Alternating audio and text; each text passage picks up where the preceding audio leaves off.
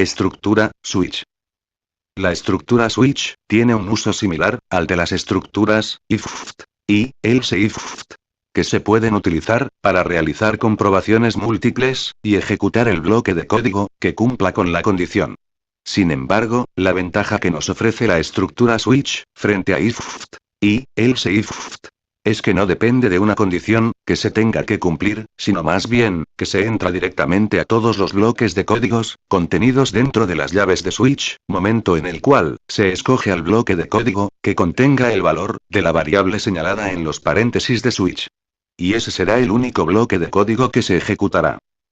En estos casos, la estructura switch es la más eficiente, ya que está especialmente diseñada para manejar de forma sencilla múltiples condiciones, sin tener que depender de una sola variable. Su definición formal puede parecer compleja, aunque su uso es muy sencillo. Veamos el uso de switch en el siguiente ejemplo. Var, día de la semana, igual, tos. Switch, y entre paréntesis, día de la semana. Case, 1 y 2 puntos. Alert, y entre paréntesis, ponemos entre comillas, es lunes. Break. Case, 3 y 2 puntos. Alert, y entre paréntesis, ponemos entre comillas, es martes. Break. Case, 2 y 2 puntos. Alert, y entre paréntesis, ponemos entre comillas, es miércoles. Break.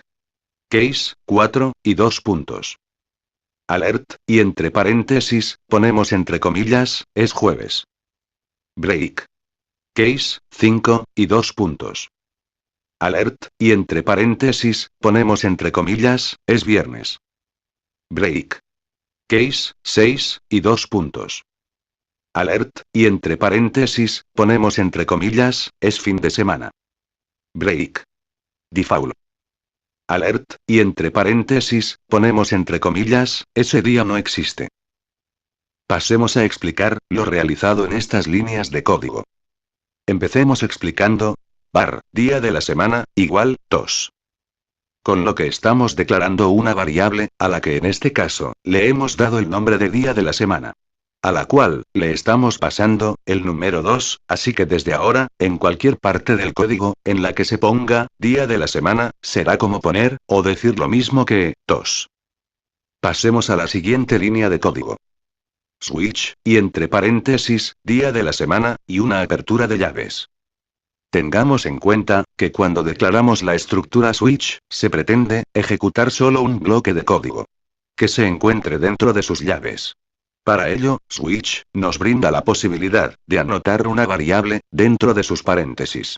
Dicha variable aloja en su interior, como ya sabemos, algún dato, como algún número, alguna cadena de texto, etc.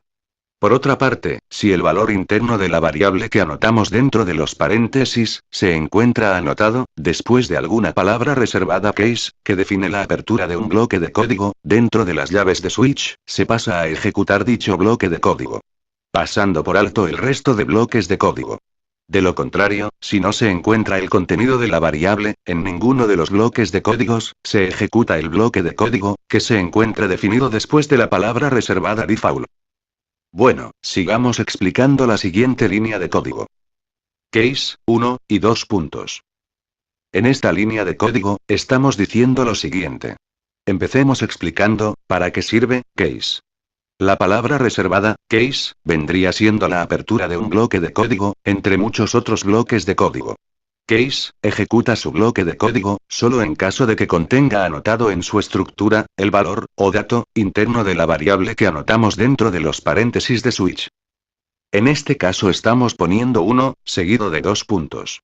Los 2 puntos son solo parte de la semántica de JavaScript, y actúan, del mismo modo que lo hace el punto y coma, que se suele anotar, para finalizar alguna línea de código.